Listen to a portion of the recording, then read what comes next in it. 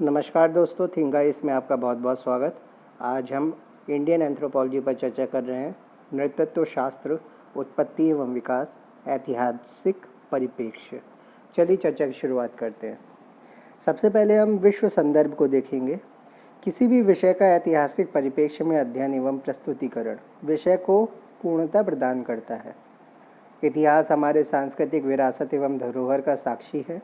किसी घटी हुई घटना के विषय में क्यों, कैसे, कब, कहाँ आदि प्रश्न उठना घटना के अतीत के संदर्भ में उत्सुकता जागृत करते हैं। साथ ही इनमें उत्तर घटना का अप्रत्यक्ष इतिहास है। व्यक्ति के जीवन से वर्तमान के साथ साथ प्रमाण के रूप में अतीत सदैव संबद्ध होता है। नृतत्व विज्ञान भी मानव तथा उसके कार्यों का अध्ययन होने के कारण इतिहास के अभाव में अपूर्ण है। नृतत्व विज्ञान का विकास एवं विस्तार 20वीं शताब्दी के चौथे दशक से आरंभ हुआ था। विकास एवं विस्तार की प्रक्रिया में इंग्लैंड, फ्रांस, जर्मनी तथा अमेरिका के कतिपय विद्वानों के बौद्धिक तथा सक्रिय योगदान उल्लेखनीय हैं।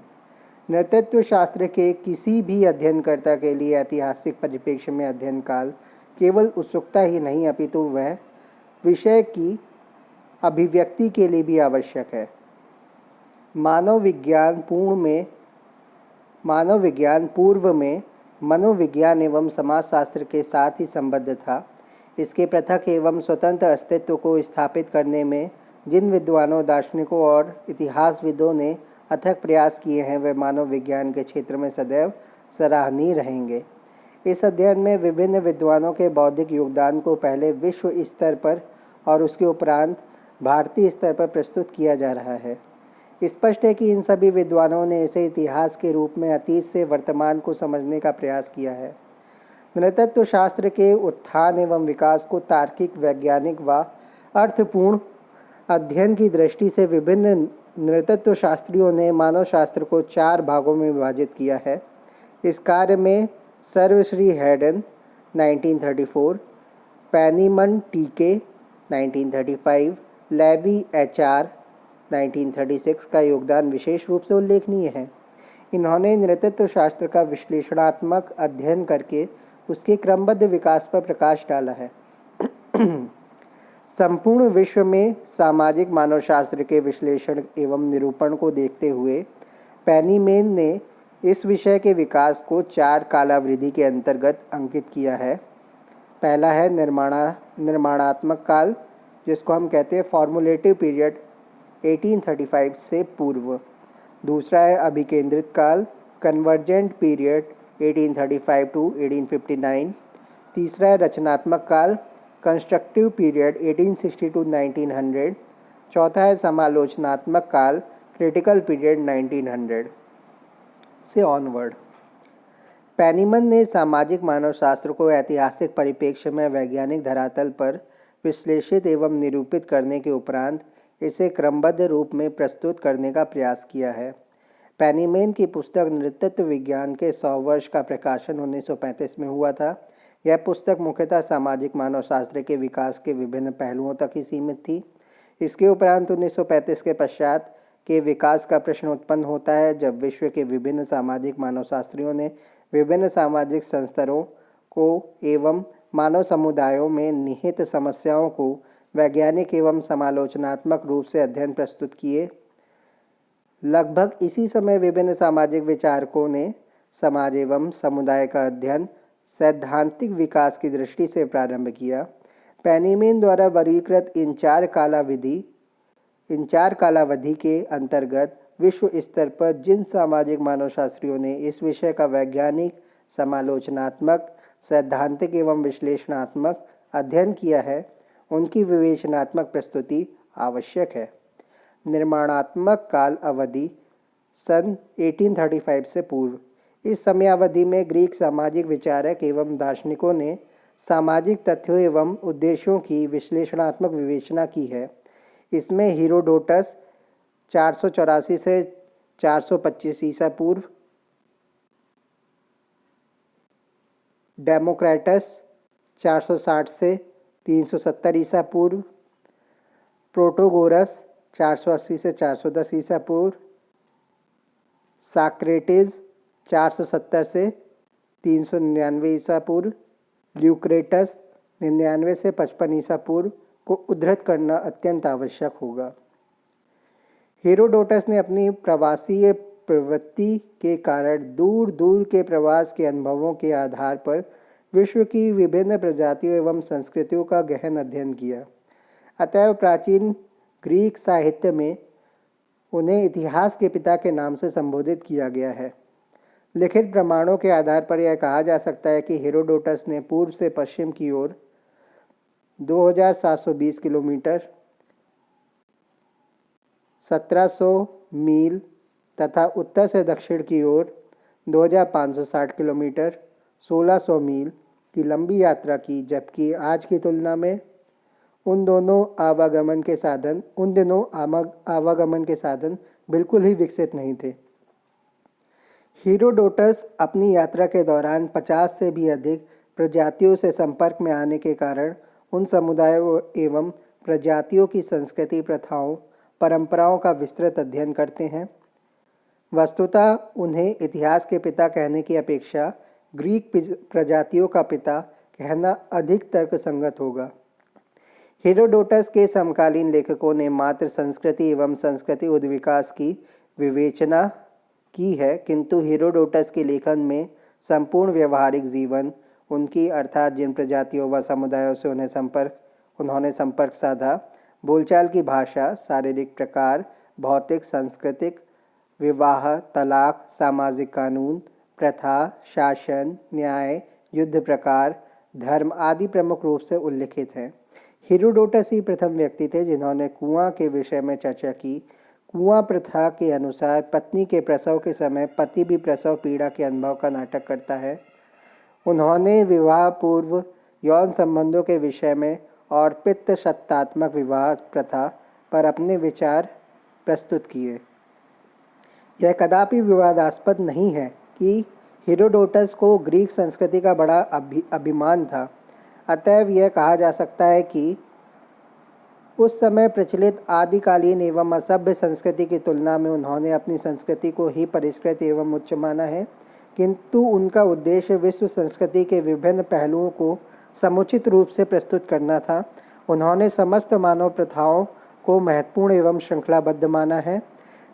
यही वर्तमान में सामाजिक मानवशास्त्रीय अनुसंधान का प्रमुख विषय है।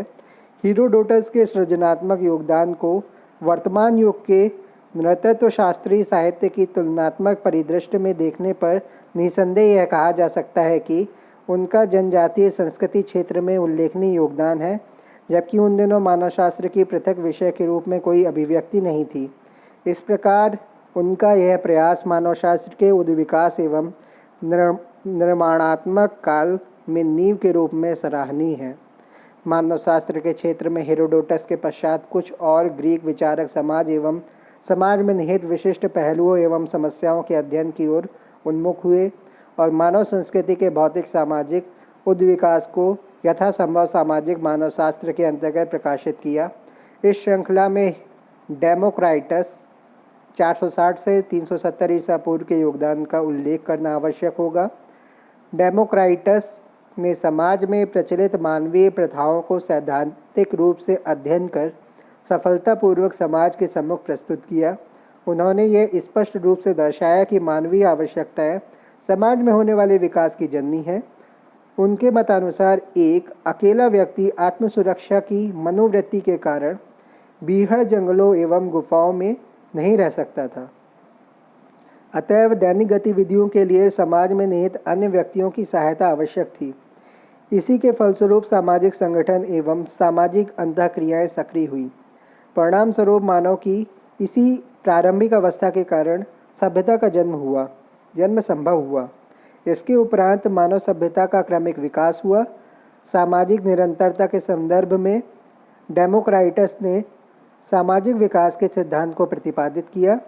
इस परिप्रेक्ष्य में यह कहना तर्कसंगत होगा कि सर्वप्रथम डेमोक्राइटस ने ही मनुष्य की पक्षी एवं जानवरों से तुलना करके यह सिद्ध किया कि मानव ने विविध सांस्कृतिक तत्वों को पक्षी एवं जानवरों की क्रियाओं से ही आत्मसात किया।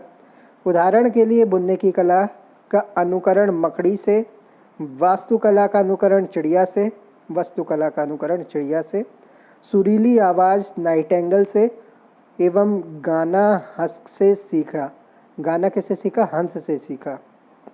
अपनी सूझबूझ एवं अद्भुत तार्किक क्षमता के आधार पर डेमोक्राइटस द्वारा मानवीय सांस्कृतिक तत्वों की उत्पत्ति का विचार अनोखा ही कहा जा सकता है। प्रोटोगोरस 480 से 410 ईसा पूर्व ने अपने विशिष्ट चिंतन एवं विचारधाराओं के कारण समस्त ग्रीक साहित्य में अद्वितीय स्थान प्राप्त किया है। उन्होंने अपनी थीसिस व्यक्ति ही वस्तुओं का प्रमाप है, man is the measure of all the things का उल्लेख अपनी प्रसिद्ध रचना सत्य या अस्वीकृति, ट्रुथ और रिजेक्शन में किया है। इस रचना के कारण वे अपने समकालीन विद्वानों में विवादास्पद रहे। उन्होंने यह कहा कि ईश्वर का अस्तित्व है या नहीं, यह जानने का मेरे पास कोई माध्यम नहीं है। उन्होंने यह भी लिखा कि यदि मनुष्य ही संपूर्ण ब्रह्मांड का केंद्र होता है और ईश्वर का मानवीय व्यवहार में कोई भी हस्तक्षेप ना होता तो संभवतः सामाजिक व्यवहार का कोई अस्तित्व नहीं होता। इस संदर्भ में उन्होंने सापेक्षवाद के सिद्धांत को थ्योरी ऑफ रिलेटिविज्म प्रमाणित करने के लिए क्रमिक उद्विकास की योजना को स्पष्ट करते हुए यह दर्शाया कि विभिन्न सामाजिक तत्व किस प्रकार अस्तित्व में आए। आदिम समाज मूल एवं प्रारंभिक आविष्कारों जैसे भाषा, पारिवारिक न्याय, नैतिकता आदि में एक समान स्वीकृत एवं अविभाजित थे, जिसे मानव विकास के प्राथमिक चरण के रूप में स्वीकारा जा सकता है। प्रोटोगोरस के पश्चात प्राचीन ग्रीक साहित्य में सामाजिक तथ्यों के विषय में अपने उत्कृष्ट योगदान के लिए सोक्रेटिस का 470 से 399 ईसा पूर्व विशेष पहचान रही है।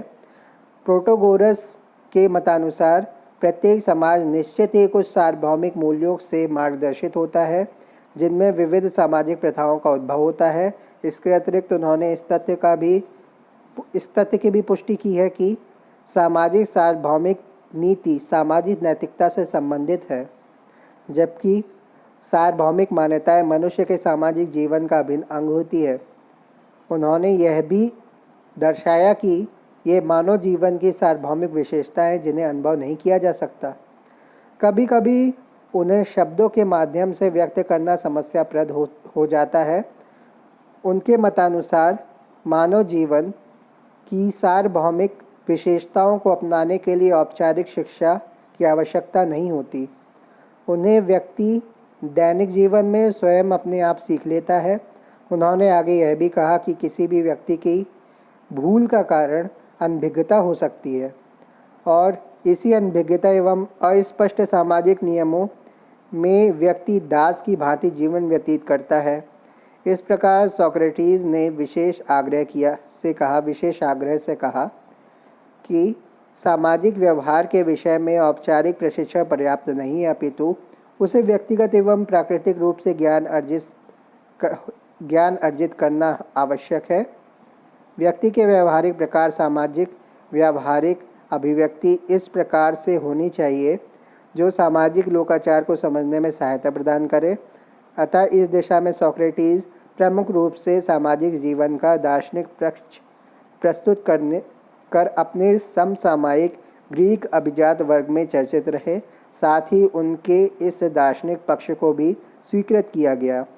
सोक्रेटिस के पश्चात उनके शिष्य प्लेटो 427 से 347 ईसा पूर्व का नाम भी उल्लेखनीय है, जो अपने शिक्षक के इस तथ्य से सहमत थे कि सामाजिक व्यवहार प्रकार सार्वभौमिक आधार पर सामाजिक मूल्यों से जुड़ा हुआ है।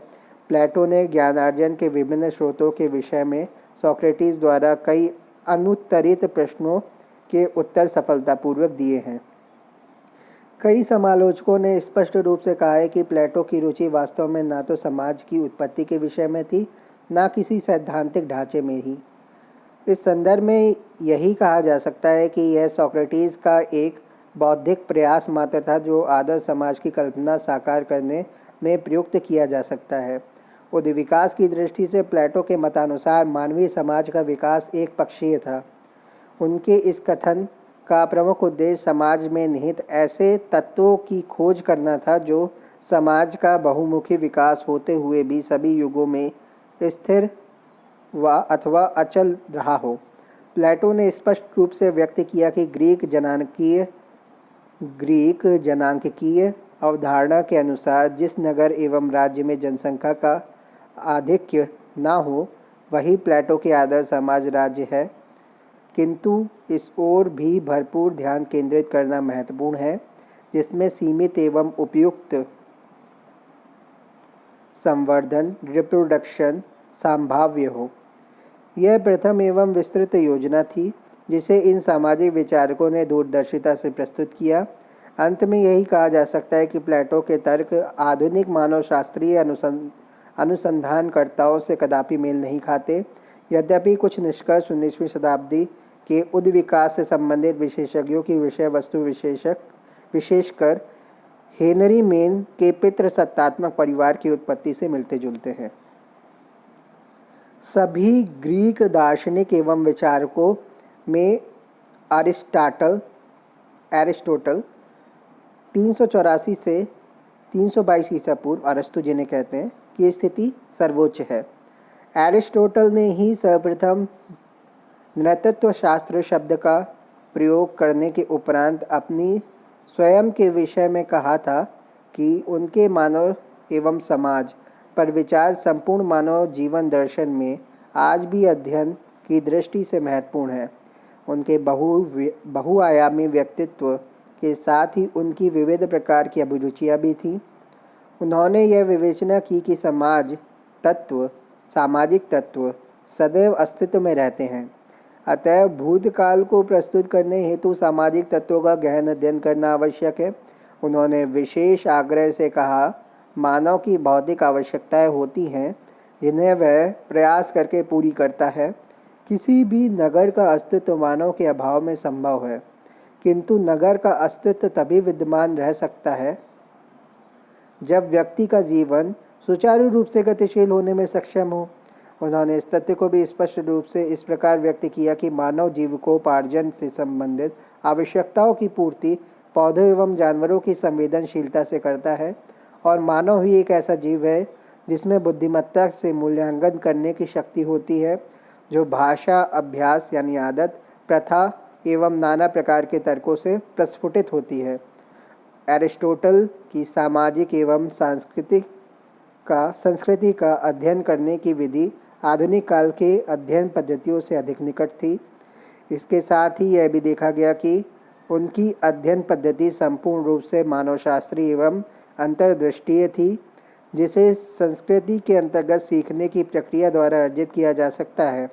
समाज के विभिन्न पहलुओं के अध्ययन एवं विश्लेषण के पश्चात एरिस्टोटल इस निष्कर्ष पर पहुँचे कि किसी भी समाज के अध्ययन हेतु सूक्ष्म अध्ययन विधियों का विशेष महत्व है। इसके साथ ही सामाजिक संबंधों का अध्ययन निरीक्षण और विश्लेषण से ही भली भांति किया जा सकता है, जो आधुनिक युग की तुलनात्मक विचारधारा की विषय सामग्री है। समाज के सामाजिक एवं सांस्कृतिक पहलुओं के अतिरिक्त एरिस्टोटल के मानव के गणितीय शास्त्र योगदान पर संक्षिप्त विचार करना आवश्यक है।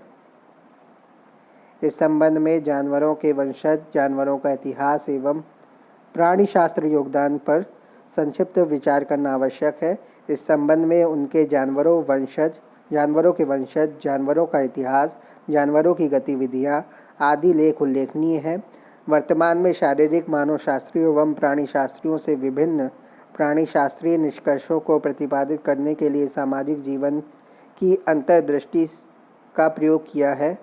तदनुसार एरिस्टोटल की लोकप्रिय अध्ययन प्रणाली को हॉलिस्टिक अप्रोच के नाम से जाना जाता है। एरिस्टोटल के पश्चात संपूर्ण मानव जाति के राजनीतिक जीवन का शीघ्र पतन हुआ। दृष्टिकोण में राजनीतिक जीवन के प्रति अनिश्चितता के कारण छात्रों में असंतोष तथा उनकी मनोवृत्ति व दृष्टिकोण में अकस्मात परिवर्तन हुआ। यही स्थिति विभिन्न प्रकार के विचारकों के संप्रदायों में देखी गई है, जिसमें एपिक्यूरस 341 से 270 ईसा पूर्व द्वारा लिखित एपिक्यूरियन संप्रदाय का नाम उल्लेखनीय है। एपिक्यूरियस डेमोक्राटस की यांत्रिकीय अध्ययन पद्धति मैकेनिस्टिक अप्रोच से प्रभावित होने के कारण एपिक्यूरियस ने समाज को मानवीय तथ्य घटना कहा है।